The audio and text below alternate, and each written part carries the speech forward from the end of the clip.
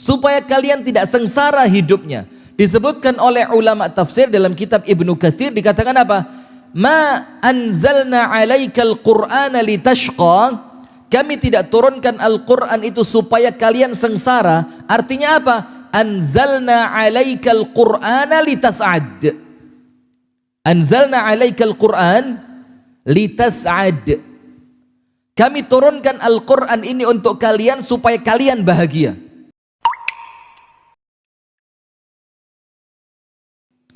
Hadirin sekalian, kami diberikan tema di pagi hari ini. InsyaAllah tidak panjang-panjang ya, kita mau ceramah sampai syuruk saja. Yaitu tentang 3 kunci kebahagiaan. Ini ada hadis, ada ucapan Al-Imam Ibnul Qayyim Al-Jauziyah. Jadi tinggal kita pilih yang mana. Kalau disebutkan dalam hadis yang sahih, min sa'adatil mar'i, Rasulullah bersabda 3 kunci bahagianya manusia. Nomor 1, al-baitil wasi', dia punya rumah yang luas. Jadi punya rumah luas itu penting. Dan dimaknai oleh para ulama dengan makna hakiki dan makna kiasi. Makna hakiki berarti omai betul-betul jembar. Enak, Pak. Karena kalau rumah kecil kadang-kadang di mana-mana ketemu dia, ini sumpek. Dek pawon ketemu, dek kamar ketemu, tidak ada tempat untuk menyendiri. Yang kedua, wal markabis sari', kendaraannya nyaman. Punya motor, punya kendaraan, punya mobil yang nyaman. Dan itu Rasulullah sendiri yang mengatakan itu salah satu kunci bahagianya manusia. Dan yang ketiga, wa an takuna lahu zaujatan salihatan tu'inuhu ala amri dini. Dia punya istri. Kalau untuk perempuan berarti dia punya suami yang senantiasa menolong dia untuk urusan akhiratnya. Sebagaimana Abu Dzar Al-Ghifari ketika punya istri tidak cantik, dalam tanda kutip ya, karena ini sahabat ya, tidak cantik, dinikahi dalam keadaan tidak lagi gadis, dan dia bukan seorang perempuan merdeka tapi mantan budak. Tapi istrinya Abu Dzar Al-Ghifari ini, apa kata Abu Dzar? Tuqidhuni idza nimt. Itu perempuan yang membangunkanku sholat malam kalau aku ketiduran. Wa tusyajji'uni idza kasult. Itu perempuan yang senantiasa nyemangati aku kalau aku lagi lemes. Wa hiya allati tudzakkiruni idza nasit. Dan itu perempuan yang senantiasa mengingatkan aku kalau aku lupa. Nah, ini yang kita butuhkan. Nah, maka itu menurut hadis An-Nabi sallallahu alaihi wasallam. Jadi 3 kunci bahagia menurut Nabi Muhammad. Nomor 1, rumah yang luas. Tapi boleh jadi rumah yang luas ini maknanya bukan ukuran tapi kenyamanan. Tapi apa? Kenyamanan. Nomor 2, kendaraannya gak rewel. Kudanan mogok. Ini enggak nyenengin ini. Yang ketiga, istri salihah yang menolong dia dalam urusan agama. Nah, tapi di pagi hari ini saya tidak mau bicara tentang hadis itu. Bukan berarti hadis tidak mulia, jauh, tidak, sangat mulia. Tapi ada ucapan Al-Imam Ibnul Qayyim Al-Jauziyah di dalam kitabnya Al-Wabil Sayyib, dan disebutkan pula oleh Al-Syeikh Muhammad At-Tamimi di dalam kitabnya Al-Qawaid Al-Arba' atau Thalathat Usul. Itu beliau bilang dari ucapan Al-Imam Ibnul Qayyim Al-Jauziyah, min sa'adatil mar'i thalathah, di antara kunci bahagianya manusia itu ada 3. Jadi panjenengan kalau pengen bahagia sing telu ini panjenengan cekeli. Min sa'adatil mar'i thalathatu umur, yang bikin manusia itu bahagia ada 3. Nomor 1, beliau rahimahullahu ta'ala mengatakan, idza un'ima alaihi syakar. yaitu orang yang setiap dapat nikmat dia bersyukur. Idza un'ima alaihi syakar. Kalau dapat nikmat syukur.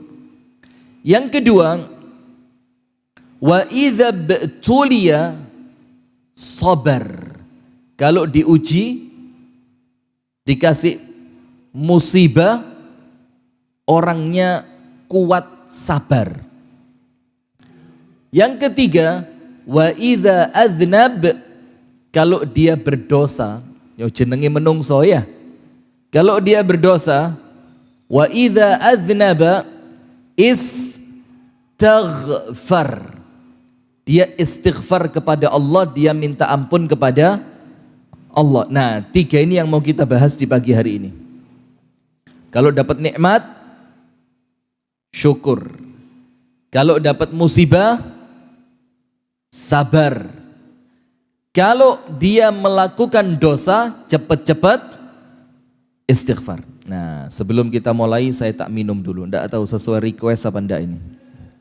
Jangan keras-keras ketawanya, konangan. Bismillah. Nah, hadirin sekalian begini. Semua orang kalau hidup di dunia ini mau ditanya mau cari apa sih? Semuanya cari bahagia. Cuma terkadang cara untuk dia bahagia itu yang bikin dia malah sengsara. Jadi semua orang mulai ketar-ketir ya, mau saya minum takut ya.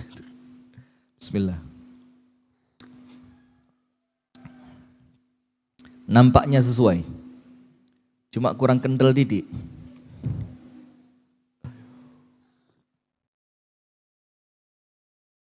Jazakumullah khair. Semua orang di dunia ini kalau ditanya kepingin apa? Jawabannya apa? Kepingin bahagia. Orang itu sudah punya rumah satu, dorong lego, kepingin rumah dua.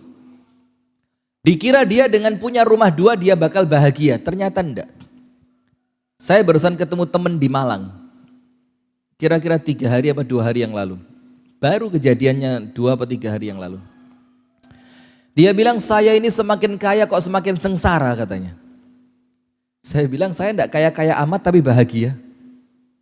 Terus saya tanya kenapa kok makin kaya makin sengsara?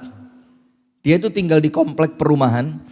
Dia punya rumah satu di situ dan punya 2 tanah kosong di tempat itu.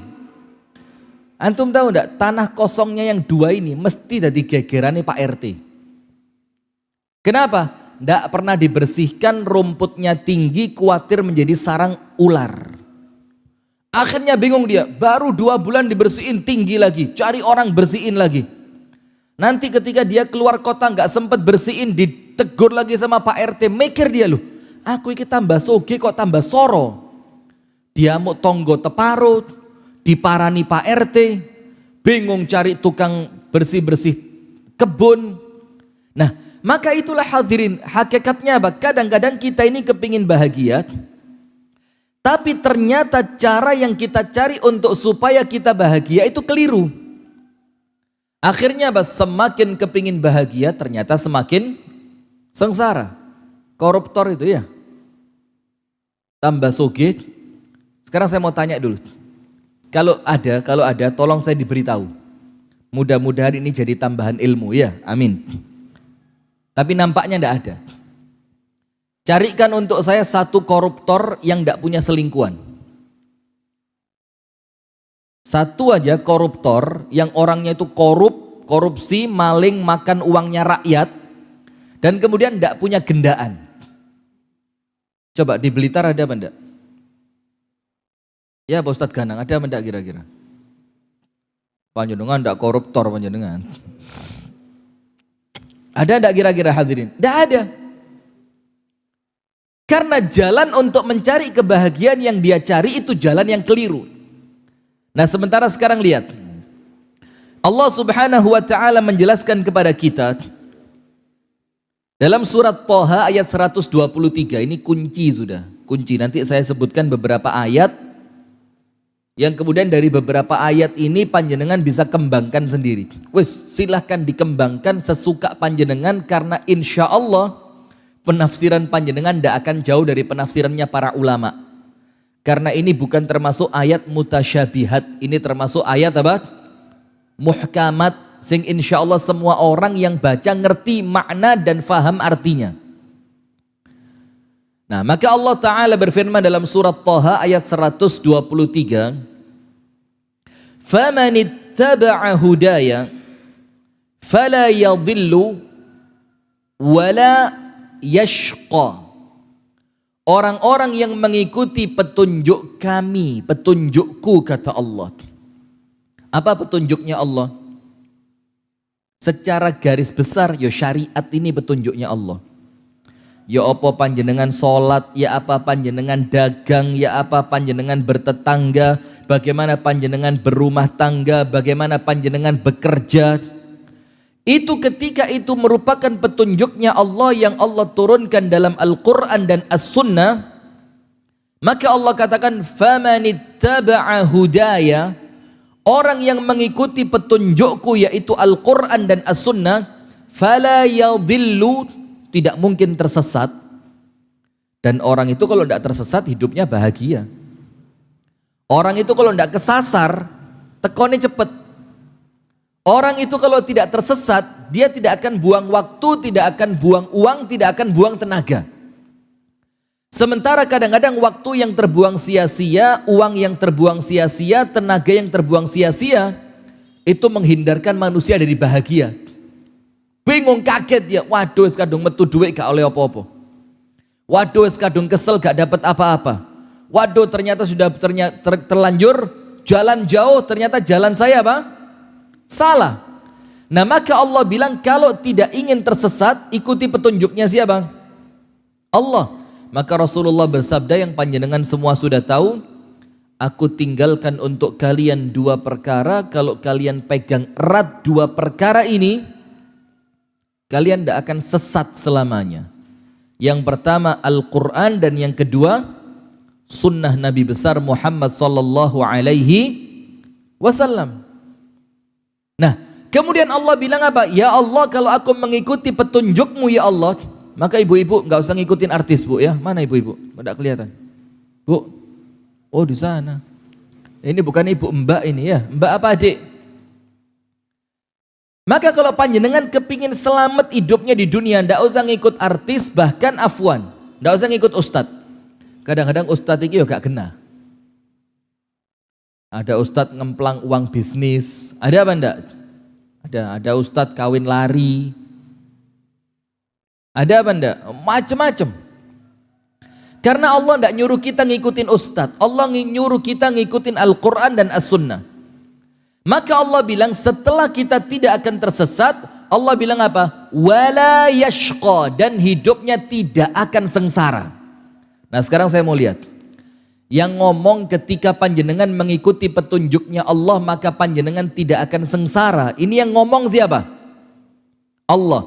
Sementara kita semuanya tahu Allah itu ketika berbicara tidak mungkin dusta, ketika berjanji tidak mungkin mengingkari. Berarti orang yang kepingin betul-betul bahagia, tidak ada cara lain untuk dia, apalagi sampai mengekor di balik dunia. Anda lihat orang-orang kaya-kaya, na'udzubillah min syarri dzalik. Saya mau tak cerita nih. Saya tidak mau sebut tempat, tidak mau sebut tokoh, karena kalau live ini memang bahaya sekarang. Ini cerita kami dengerin langsung. Jadi ketika diundang ke rumahnya orang kaya banget, wis top sugih, top, bahkan punya jet pribadi.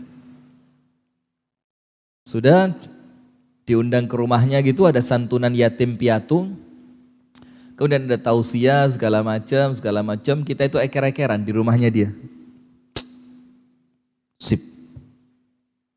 Omai gede, montori akeh, sodakoi gak mandek, gitu kan. Sudah, hari itu kita pulang. Takjub luar biasa. Yo, bahaya memang, sering kumpul wong sugih itu bahaya. Serius ini, itulah kenapa salah satu ciri khasnya Rasulullah Sallallahu Alaihi Wasallam itu pengikutnya minad du'afa. Pengikutnya itu orang-orang yang lemah. Supaya apa? Supaya senantiasa mendapatkan pertolongan Allah lewat mereka. Maka Rasulullah bersabda, ala wa innakum latunsaruna wa turzaquna illa bidu'afaikum. Kalian itu dapat pertolongan Allah, dapat rezeki dari Allah, itu karena banyaknya orang lemah yang ada di sekitar kalian. Maka kalau kita ini hidup bersama mereka, Allah titipkan rezeki mereka lewat kita. Allah berikan kekuatan kepada kita untuk bisa nolong mereka. Tapi lek kumpulane wong soge, sing ono mewek tok sampean mulih, aduh motor kuelek, omah kuelek, sofa kuelek. Ndak bisa. Nah, sudah beberapa waktu setelah kita diundang itu hadirin, apa yang terjadi? Kita dengar beritanya, baru belum lama, ya kira-kira 1 atau 2 pekan setelah undangan itu, dia dituntut cerai oleh istrinya. Curhat ke salah seorang di antara kita. Wah, ana harus ketemu sama antum sekarang juga. Tidak bisa, jadwal pengajian, loh harus ketemu. Ditolak sama salah satu yang di WA oleh beliau tadi. Cari yang lain, ditolak lagi, cari yang lain, ditolak lagi, cari yang lain, ditolak lagi. Sampai akhirnya dia ngaku di WA itu, ana dituntut cerai sama istri ana. Kayaknya runtuh dunia ini. Kemudian setelah kita semuanya sama-sama tahu, kita mainin di grup WA. Kita bilang apa? Gelem gak? Punya harta seperti dia, tapi ujian rumah tangganya juga sama seperti dia. Kita bilang, oh lah, enggak mau. Nggak mau, mendingan ngene-ngene aja tapi rumah tangga bahagia. Toh hartanya dia kita pakai juga. Kita kalau mau pengajian dikirimin mobilnya dia. Kita kalau mau ada acara dikirimin duit dari dia. Kita kalau mau makan diajak makan ke restoran mahal sama dia. Artinya rezekinya dia kita juga rasain, tapi musibahnya dia kita tidak ikut. Nah, artinya ketika panjenengan salah cari bahagia, yo itu yang terjadi.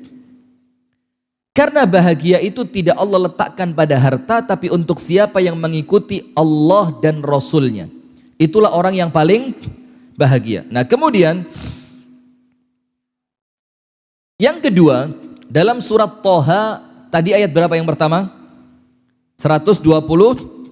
Sekarang kita balik ke surat Thaha ayat 1. Allah Ta'ala berfirman, Thaha, ma anzalna alaikal qur'ana litashqa. Tidaklah kami turunkan Al-Quran ini, dalam tanda kutip, tidaklah kami turunkan syariat ini kecuali supaya kalian apa? Supaya kalian tidak susah hidupnya, supaya kalian tidak sengsara hidupnya. Disebutkan oleh ulama tafsir dalam kitab Ibnu Katsir, dikatakan apa? Ma anzalna alaikal qur'ana litashqa. Kami tidak turunkan Al-Quran itu supaya kalian sengsara. Artinya apa? Anzalna alaikal Qur'ana litas'ad. Anzalna alaikal Qur'an litas'ad. Kami turunkan Al-Quran ini untuk kalian supaya kalian bahagia. Nah, sementara kita sekarang, baru kemarin di Malang, Syekh Husain Jabir, adiknya Syekh Almarhum Ali Jabir, itu mengatakan kualitas hidupmu itu dihitung dari apa? Mana lebih banyak kamu pegang antara HP atau Al-Quran. Jadi mana lebih banyak kamu pegang antara HP dan Al-Quran. Dari situ kualitas hidupmu bisa dilihat. Dari situ kualitas hidupmu bisa dilihat. Cuma sekarang kita ngeles. Apa kita ngelesnya? Loh Ustaz, Al-Quran ini kayak ini. Al-Qurannya di sini. Kitab-kitabnya di sini Ustaz. Azkar Imam Nawawi di sini Ustaz. Azkar sabah wal masa di sini Ustaz. Yo bedo. Karena di sini yo campur gambari perempuan ndak jilbaban yo ada lewat grup WA ya. Kadang-kadang kita ini nggak mau cari gambar itu, tapi dari grup WA melbu. Bahkan kadang-kadang yo TikTok yang kusruh-kusruh itu yo melbu ya. Dan tidak ada baiknya nyampur antara yang hak dan yang batil. Quran yo Quran. Azkar Imam Nawawi yo azkar Imam Nawawi. Zikir pagi petang yo zikir pagi petang. Kalau bisa jangan dicampur-campur. Maka Allah katakan, kami turunkan Al-Quran itu kepada kalian supaya kalian bahagia. Cuma sayangnya kita tidak mau cari bahagia dari Al-Quran. Sampai ada seorang murid tanya kepada gurunya, Kam alayya min qiraatil Qur'anil yaumi. Wahai guruku, saya ini yang bener baca Quran sehari berapa sih? Jadi tanya sama gurunya, piro sing genah iku piro? Sak juz, 2 juz, 3 juz, 1 lembar, 2 lembar berapa? Gurunya jawab apa?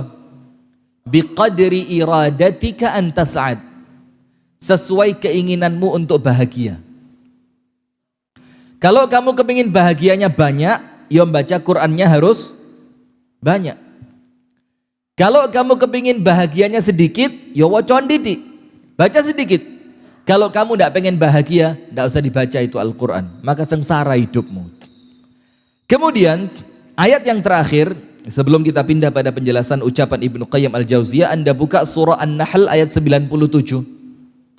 Surat apa? Toha 123, Toha ayat 1, An-Nahl berapa? 97. Di sini jelas. Allah Subhanahu wa taala berfirman, "Man amila salihan." Barang siapa di antara kalian, man di sini ini man syartiyah. Jadi nanti tanya Ustadz Ganang, ya. Ini man di sini untuk apa? Syartiyah. Syartiyah itu syarat. Contoh gini, siapa yang lulus tak kasih hadiah. Maka supaya dapat hadiah caranya bagaimana? Harus apa? Lulus. Nah, dan ini yang ngasih syarat bukan orang tua kita. Yang kadang-kadang syaratnya meleset. Wes lulus gak dikei. Kadang-kadang begitu. Siapa yang hafal Quran boleh cepat nikah. Wes apal. Bahkan bukan 30 juz, 34. Yo gak dirabek-rabek no. Ini bahaya ini.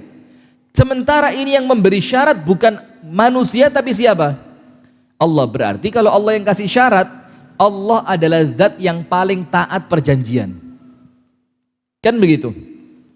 Artinya ketika antum menjalankan itu, antum tahu enggak makna Allah itu dalam salah satu Asmaul Husna, Asy-Syakur. Apa salah satu Asmaul Husna itu apa?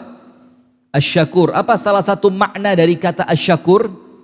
Memberi balasan besar dari amalan yang kecil. Itu arti dari Allah Ta'ala itu zat yang paling pandai bersyukur. Jadi ketika panjenengan melangkah 1 kepada Allah, Allah melangkah 10 buat panjenengan. Ketika panjenengan jalan kepada Allah, Allah berlari kepada panjenengan. Panjenengan mendekat 1 jengkal, Allah mendekat 1 hasta. Jadi kita ini tidak pernah menang lawan Allah. Allah senantiasa jauh lebih baik, lebih dermawan, lebih keren, lebih semuanya. Nah, termasuk ketika Allah mengatakan dalam surah An-Nahl 97, "Man amila salihan." Barang siapa melakukan amal soleh. Amal soleh itu apa? 2. Nomor 1, akhlasuha wa aswabuha. Yang paling ikhlas, yang paling benar, itu amal soleh. Jadi ikhlasnya harus paling kuat, sesuai sunnah nabinya harus paling kuat. Maka sekarang ini mohon maaf hadirin, kita jujur ya. Dengan tema-tema ukhuwah yang senantiasa kita baca, yang senantiasa kita sampaikan, akhirnya umat ini bingung. Bingungnya apa? Kok saiki male-male kabeh-kabeh mali oleh. Zaman biyen ngene, oh ndak boleh itu menyelisihi sunnah Nabi. Sekarang, oh ndak, itu khilaf. Dulu kalau ada acara apa, diadakan apa, oh ndak boleh, itu ndak sesuai dengan sunnah Nabi. Dulu. Sekarang gara-gara tema-tema ukhuwah dibilang, oh ndak. Ya jangan bilang bid'ah ya akhi. Ada kok ulama yang mengatakan itu. Jadi umatnya bingung gitu loh. Kalau saya pribadi, saya sampaikan prinsip saya seperti apa, baru kemudian saya ajarkan murid saya untuk toleran kepada yang berbeda. Diurui dhisik. Ajarkan dulu yang benar yang mana, yang sesuai dengan apa yang kita yakini, yang paling dekat dengan Al-Quran dan As-Sunnah yang mana, baru ngomong sama muridnya. Tapi ingat, kalau ada yang berbeda dengan kita, ojo langsung di salah no. Nah kalau begitu kesian kita punya anak hadirin, bingung anak kita, ini bapakku ini agamanya apa? Kesian dia, maka harus punya prinsip. Nah, sementara Allah katakan man amila salihan, orang yang mengamalkan amal soleh. Amal soleh itu ikhlas dan sesuai dengan tuntunan siapa? Nabi besar Muhammad sallallahu alaihi wasallam. Dan Allah katakan min dzakarin au untha, baik yang melakukan itu laki ataupun perempuan. Jadi Islam itu tidak pandang gender dalam urusan akhirat, dalam urusan meraih surga. Rebutan lek perlu. Panjenengan tahu enggak? Ada seorang budak perempuan itu minta dikembalikan kepada tuannya yang lama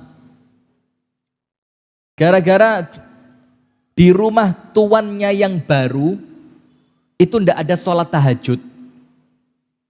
Saking hebatnya orang di zaman salaf dulu. Jadi ada seorang budak tinggal di rumahnya laki-laki soleh dengan keluarganya. Mereka itu menghidupkan sepertiga malam, sak omah tangi kabeh, sepertiga malam yang terakhir. Ketika si tuan butuh duit, tuannya minta maaf sama budaknya tadi. Anda silakan buka dalam kitab Syiar A'lamin Nubala.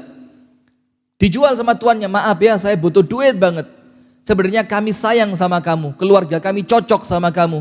Tapi ya apa, kami butuh duit, kami harus jual kamu. Dijual, dibeli sama temennya. Setelah sampai di rumah temennya, kemudian menjelang sepertiga malam terakhir, ini budak bangun. Saomai tuan yang baru, tidak ada yang bangun. Kemudian budak ini teriak-teriak di situ. As-salat, as-salat, as-salat, ayo salat, salat, salat. Kayak orang panik gitu. Tuannya bangun, istrinya bangun, terus bilang apa? Ahana waktu subuh. Apa sudah masuk waktu subuh ini? Langsung budaknya nangis di situ. Budaknya bilang apa? Ya Allah, saya ini barusan pergi dari rumah tuanku yang tidaklah mereka itu masuk waktu malam kecuali mereka sholat dan menangis dan baca Al-Quran. Dan aku sampai di rumah kalian yang tidaklah kalian sholat kecuali yang wajib. Itu sedih dia. Akhirnya dia minta dikembalikan kepada tuannya yang lama. Ini menunjukkan bagaimana amal soleh di masyarakat zaman dulu, Pak. Kalau dibandingkan kita, tidak bisa dibandingkan sama sekali. Itu budak padahal. Nah sudah, maka Allah bilang man amila salihan min dzakarin au untha. Pokok lanang ataupun wedok yang kegiatannya itu amal soleh terus. Pagi amal soleh, menjelang siang amal soleh, siang amal soleh, menjelang sore amal soleh, sore amal soleh, sampai tidur amal soleh terus isinya. Maka orang itu apa Allah jaminkan untuk dia? Falanuhyiyannahu hayatan thayyibat. Pasti kata Allah. Fala, la di depannya, lam litaukid. Kemudian fi'ilnya fi'il mudhari. Artinya untuk sekarang, terus, dan sampai yang akan datang. Kemudian apa? Falanuhyiyanna, nun yang ditasydid itu untuk taukid. Taukid itu artinya penegasan dan penguatan makna. Maka Allah bilang, maka pasti sekarang dan selamanya, dan kepastian dari kami hidupnya pasti apa? Hayatan thayyibah. Uripe mesti enak. Di rumahnya enak, di tempat kerjanya enak, di rumah siapapun enak, apapun pekerjaannya enak, apapun keadaannya pasti enak. Itulah kenapa ketika orang itu sudah taat kepada Allah Ta'ala, itulah ucapan Syekhul Islam Ibnu Taimiyah. Anda tahu Syekhul Islam Ibnu Taimiyah, sampai dia itu bingung. Ini musuh-musuh saya ini kepingin apa sih? Musuh-musuhku gitu, kepingin apa gitu loh.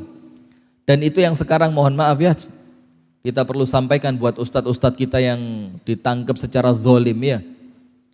Dan jerone hati mangkel betul. Cuma yang bikin kita semakin mangkel apa? Wis mangkel gak iso lapo-lapo. Wah itu kita nyesek di jerone dodo ini.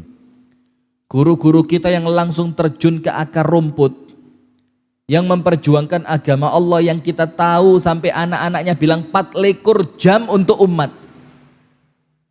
24 jam untuk umat. Yang rumahnya sederhana, tidak punya mobil mewah, kemana-mana pakaiannya sederhana, dibandingkan koruptor sing gendaane akeh, rumahnya kakean, mobilnya ndak bayar pajak kadang-kadang. Itu diperlakukan seperti itu ulama kita. Waduh, tapi tidak khawatir. Kenapa? Allah itu ketika menguji manusia gak tahu keliru. Ada ndak Allah salah titip ujian? Tidak ada.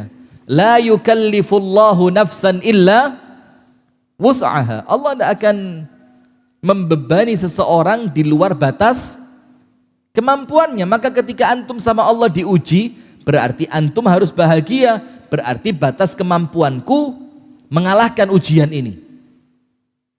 Begitu. Nah, maka Syekhul Islam Ibnu Taimiyah, karena kita yakin wala nuzakki 'ala Allahi ahada, tanpa kita menganggap suci seorang pun di hadapan Allah.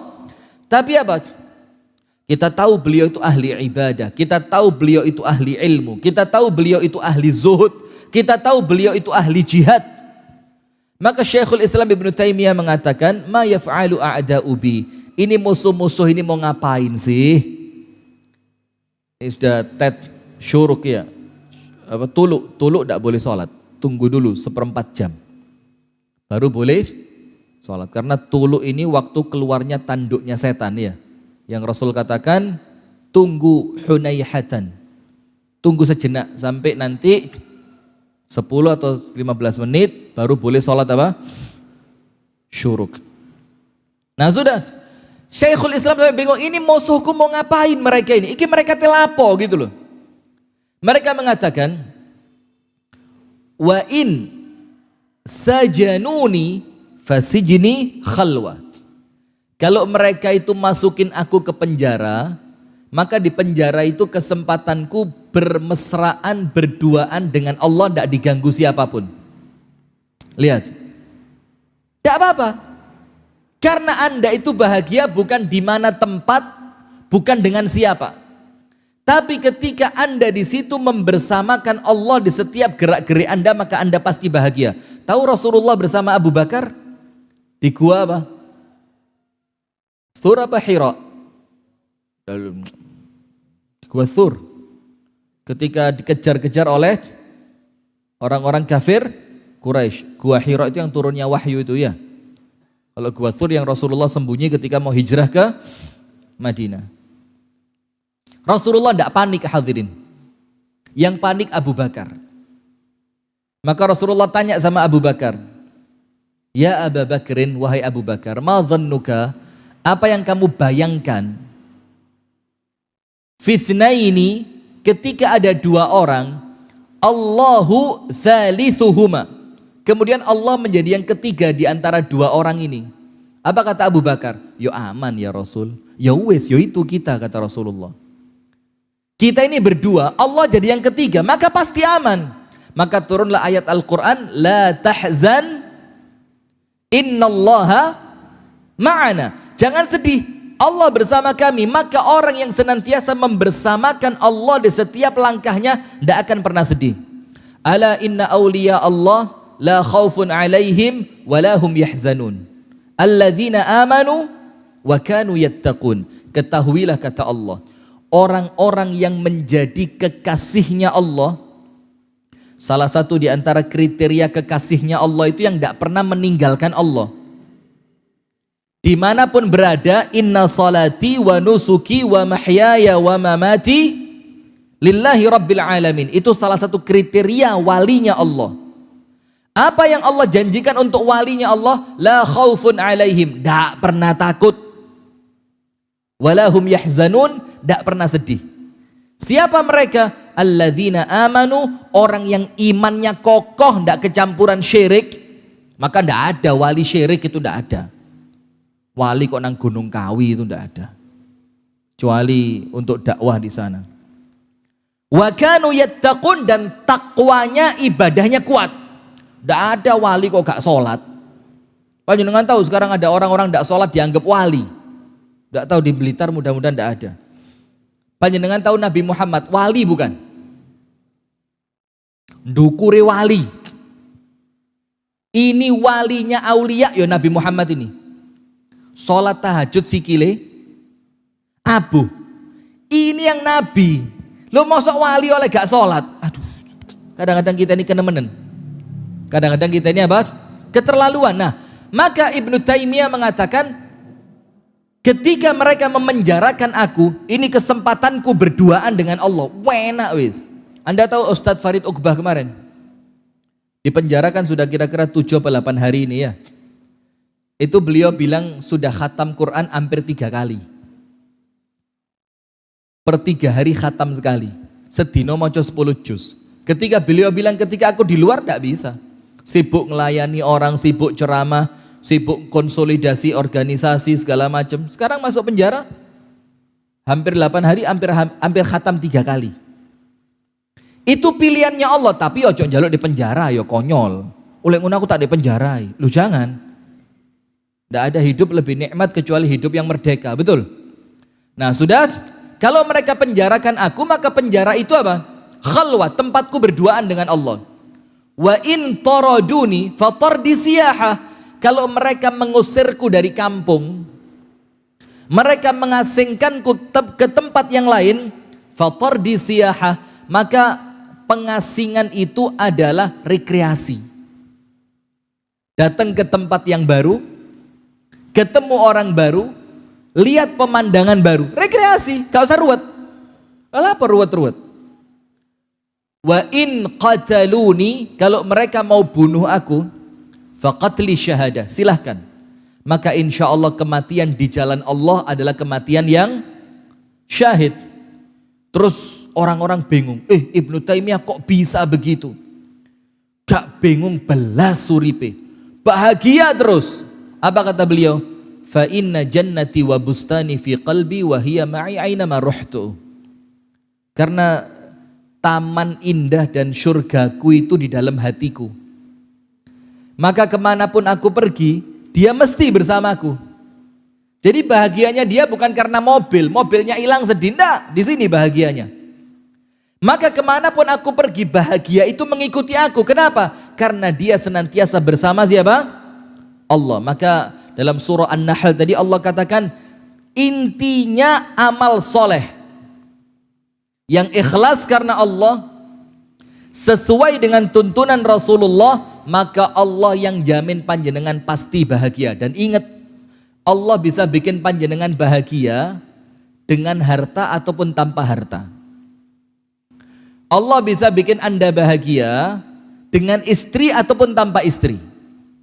Allah bisa bikin Anda bahagia punya anak ataupun tanpa punya anak. Allah bisa bikin Anda bahagia sehat ataupun sakit. Allah bisa bikin Anda bahagia di rumah ataupun di luar rumah.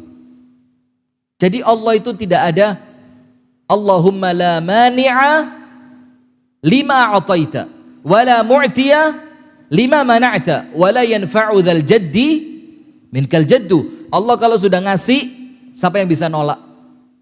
Dan kalau Allah sudah menolak, siapa yang bisa ngasih? Maka wasiatnya Rasul kepada Abdullah bin Abbas ketika umurnya masih 8 tahun, apa Rasul bilang? Ya ghulam ihfazillahi yahfazka. Allah jogon sampean dijogo mbek Gusti Allah. Jadi orang-orang yang menjaga syariatnya Allah sama Allah pasti dijaga. Ihfazillaha tajidhu tujahak. Jagalah Allah maka Allah akan senantiasa bersama dirimu. Maksudnya pertolongannya Allah akan senantiasa bersama kita. Wa idza sa'alta fas'alillah, minta apapun mintanya kepada Allah. Tidak hina di mata manusia. Wa idza sta'anta fasta'in billah, kalau minta tolongnya sama siapa? Allah. Kemudian Rasul bilang sama Abdullah bin Abbas, innal ummata law ijtama'at ala an yanfa'uka bi syai'in lam yanfa'uka illa bi syai'in qad katabahu Allahu lak. Ingat anak kecil, sak dunia ini kabeh manusia kompak untuk ngasih manfaat buat dirimu, mereka tidak akan bisa kecuali dengan manfaat kebaikan yang telah Allah takdirkan untukmu. Dan sebaliknya, wa in ijtama'at ala ayyadhurruka bi syai'in lam yadhurruka illa bi syai'in qad katabahu Allahu 'alaik. Kalau mereka kompak mau membunuh kamu, sak dunia loh ini, bukan sak Indonesia, sak dunia kompak mau bunuh Anda, mereka tidak akan bisa kecuali atas takdirnya Allah. Rufi'atil aqlam wa jaffatis suhuf. Penanya diangkat, kertasnya kering. Itu takdir sudah. Sampai Asy-Syaikh Al-Mutawalli Asy-Sya'rawi mengatakan, ini keren banget. Saya itu walaupun banyak orang tidak suka sama saya, tapi saya tenang katanya. Kata siapa? Syekh Mutawalli Asy-Sya'rawi. Beliau bilang, walaupun yang musuhin saya itu presiden. Karena beliau hidup di zaman presiden siapa? Presiden siapa? Jamal Abdul Nasir. Itu yang dibilang zalim luar biasa gitu. Bilang saya tidak takut. Kenapa? Karena yang mampu mereka lakukan terhadap saya paling banter hanya melaksanakan takdirnya Allah untuk saya. Ya wes ikut yang mereka bisa lakukan. Nah sekarang hadirin kita lihat sekarang. Berarti kalau anda ingin bahagia cekelan telu. Nomor 1. Idza u'tiya syakar. Kalau dapat pemberiannya Allah dia pandai apa? Syukur. Maka para ulama mengatakan syukur itu apa sih? Muthbitun ni'am. Syukur itu apa? Muthbitun ni'am. Apa muthbitun ni'am? Menjadikan nikmat itu langgeng gak pergi dari panjenengan. Itu syukur. Panjenengan tahu dalam hadis yang sahih, suatu hari Rasulullah masuk ke rumahnya Ibunda Aisyah. Ternyata di rumah itu ada potongan roti yang terjatuh di lantai. Oleh Rasulullah Sallallahu Alaihi Wasallam diambil, kemudian dibersihkan, lalu dimakan. Terus Rasul bilang apa? Ya Aisyah, inna ni'am in farrat qallama ta'ud. Aisyah, nikmat itu kalau tidak disyukuri, dia bakal pergi. Dan kalau dia sudah pergi, dia tidak mungkin kembali. Maka hati-hati. Orang itu kalau kepingin nikmatnya ndak hilang-hilang dari dia, nikmat bahagianya rumah tangga. Sik kroso gak lewes rumah tangga 6 tahun. Sik kroso ndak? Kadang-kadang ndak hambar sudah. Kenapa? Karena Anda lupa mensyukuri di tahun-tahun pertama.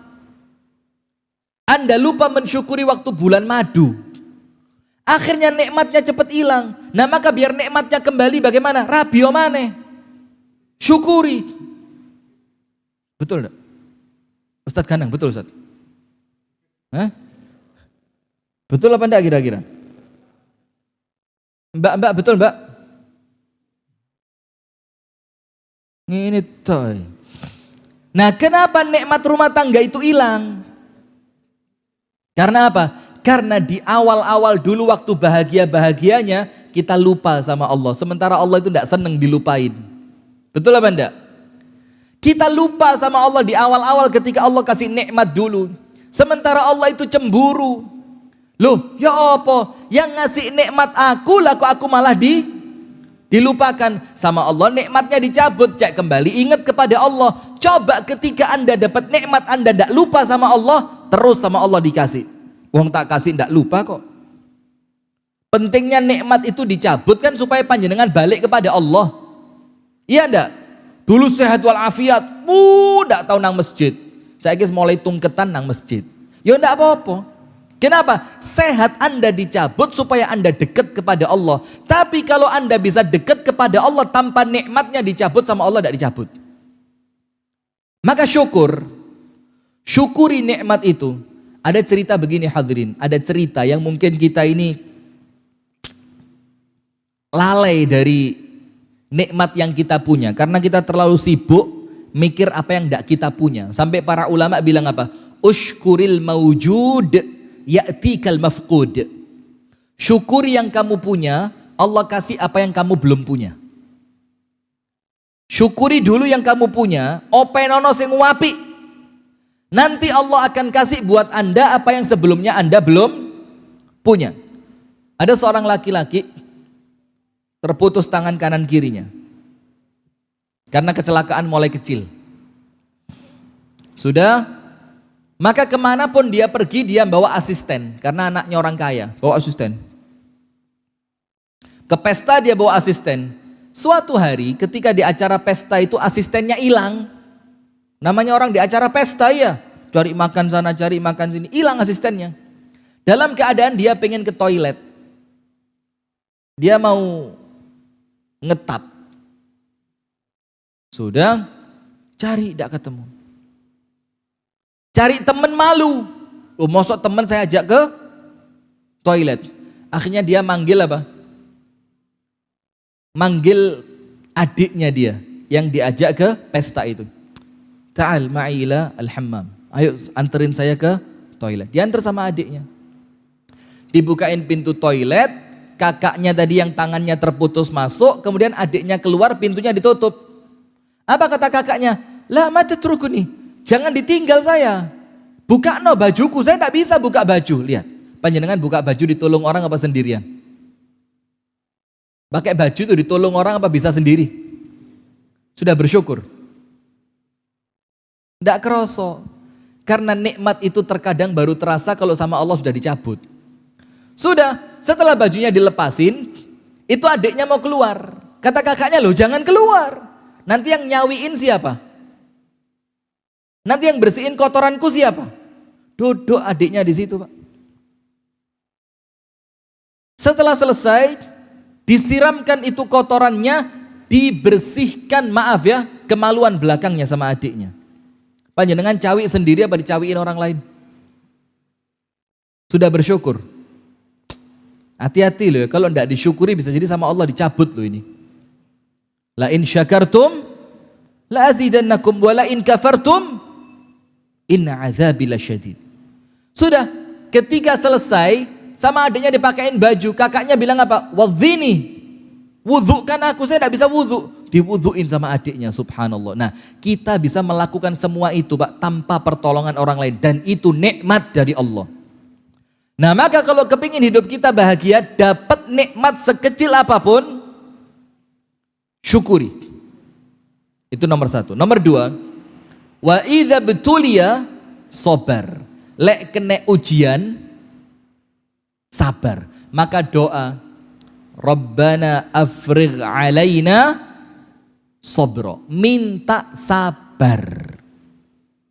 Karena sabar itu Pak, ndak ono wong lahir moro-moro sabar, itu ndak ada, apalagi orang Blitar.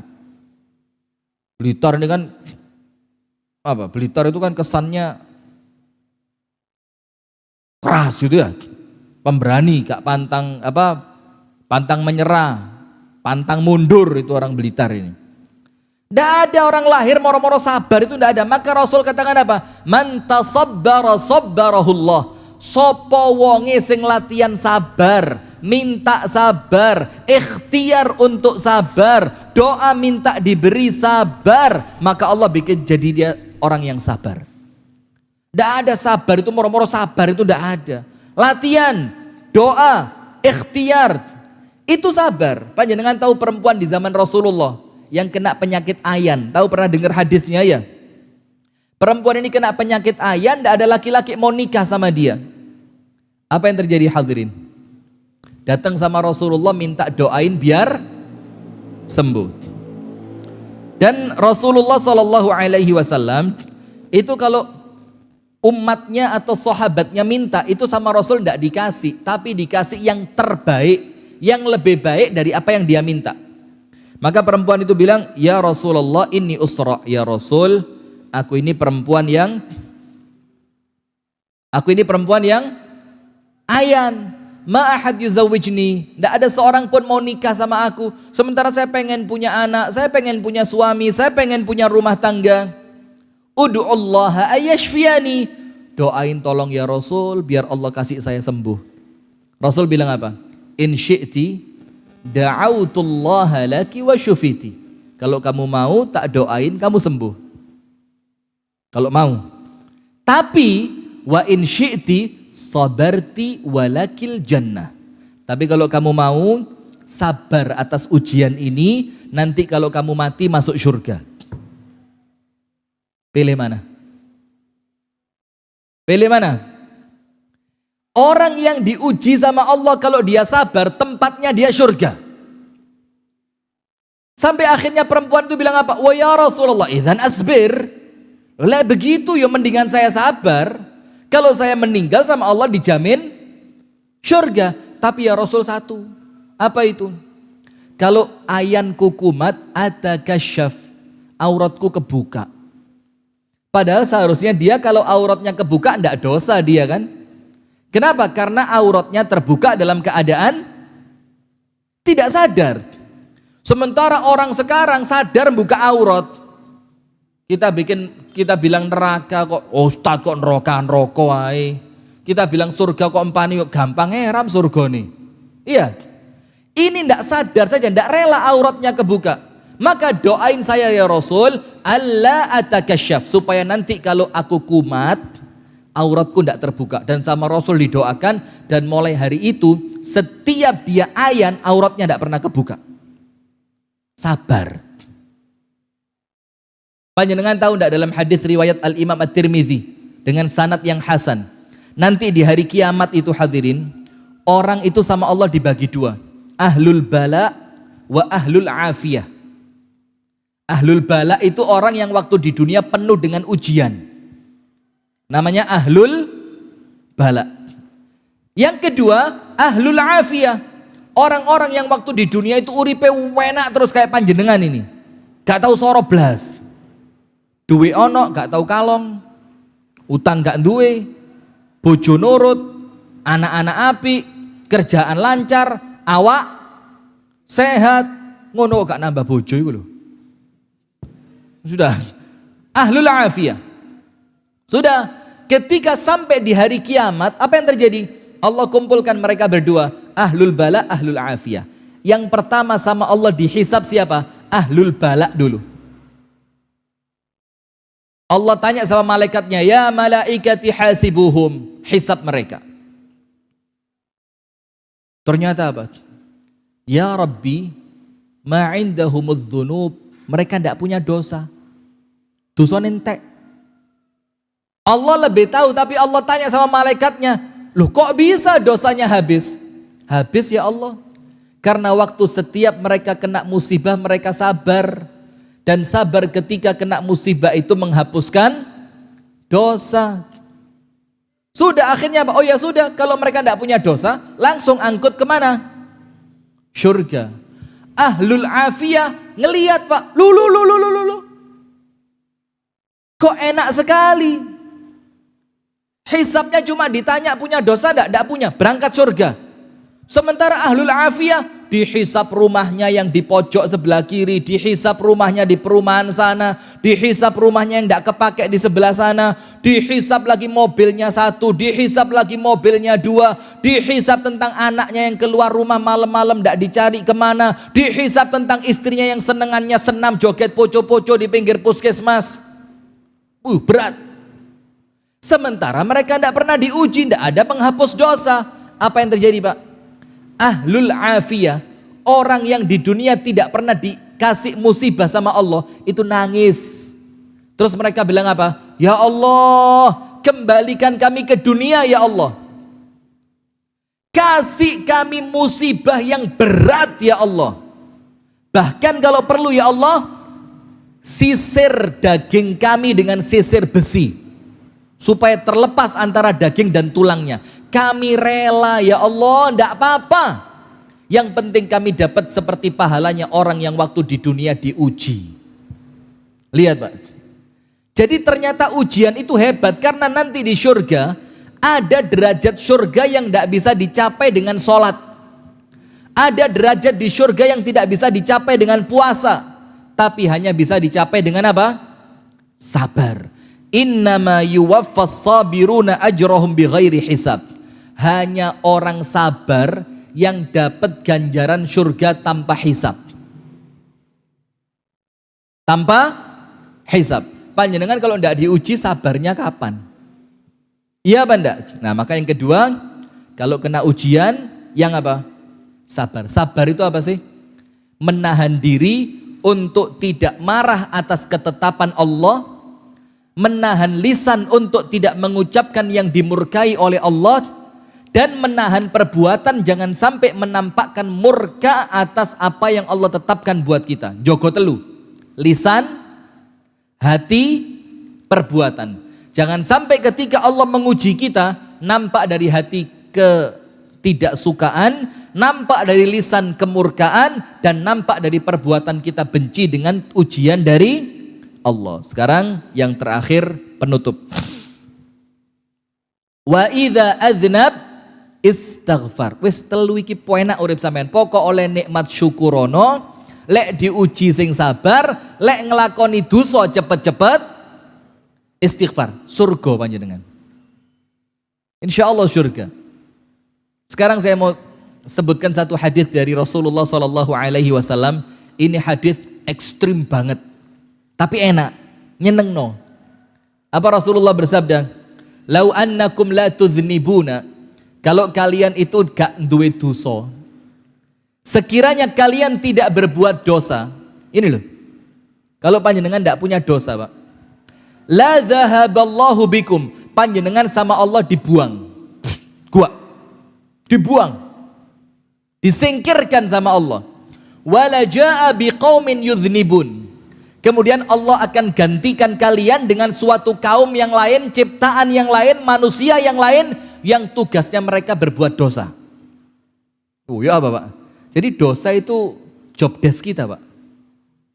Ngerti job desk? Susah Blitar. Dosa itu tugas kita Pak. Tapi ingat, tidak cuma berdosa. Setelah dia berdosa, dia beristighfar kepada Allah, kemudian Allah ampuni dia. Kan begitu? Nah maka ketika Anda berbuat dosa, setan bikin Anda terpuruk. Setan bisi di sini. Alah wong kon koyo ngono kat sapa masjid sini-sini ra usah menisan ae. Apa ra isin nang masjid lek dosamu akeh. Nah, setan begitu. Tapi Allah itu bilang apa? Wahai hambaku, kalian berbuat dosa di siang dan malam, dan aku membuka tangan tobatku siang dan malam, minta maaflah kepadaku, aku ampuni kamu, kata Allah. Dan ada satu hadis yang bikin setan nangis ngis. Artinya pokok ojo sampai Anda itu putus asa dari istighfar. Sebesar apapun dosa panjenengan, sampai dikatakan apa? La kabirata ma'al istighfar wala saghirata ma'al israr. Tidak ada dosa besar kalau diiringi istighfar, dan tidak ada dosa kecil kalau dilakukan terus-menerus. Kalau besar diiringi istighfar, insya Allah diampuni sama Allah, bahkan dihilangkan. Kalau dosa kecil tapi dilakoni terus lama-lama jadi besar. Sedikit-sedikit lama-lama menjadi bukit. Kan begitu. Nah, dalam hadis riwayat Al-Imam At-Tirmidzi dikatakan begini. Ya bna Adam, innaka ma da'autani wa rajautani ghafartu laka ala ma kana minka wala ubali. Manusia, kalau kamu itu mau berdoa saja, dongo. Coba kamu mau doa dan kamu mau berharap rahmatku, kata Allah, apa yang terjadi? Ghafartu laka ala ma kana minka wala ubali. Dosamu sebelum ini kabeh semuanya tak ampuni dan aku tidak peduli, kata Allah.